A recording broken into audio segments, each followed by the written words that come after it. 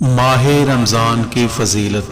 بسم اللہ الرحمن الرحیم۔ شروع اللہ کے نام سے جو بڑا مہربان اور نہایت رحم کرنے والا ہے۔ ایک بار حضرت موسیٰ علیہ السلام نے اللہ پاک سے پوچھا کہ یا اللہ پاک، جتنا میں آپ کے قریب ہوں اور آپ سے بات کر سکتا ہوں، کیا اتنا کوئی اور آپ کے قریب ہے؟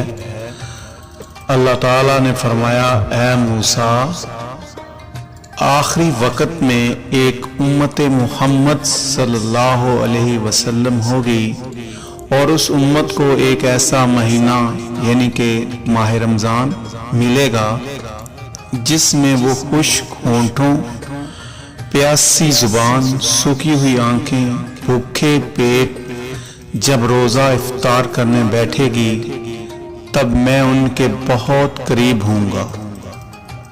اے موسیٰ، تمہارے اور میرے درمیان 70 پردوں کا فاصلہ ہے، لیکن روزہ افطار کے وقت اس امت اور میرے درمیان ایک پردے کا فاصلہ بھی نہیں ہوگا، اور جو وہ دعا مانگیں گے اسے قبول کرنا میری ذمہ داری ہوگی۔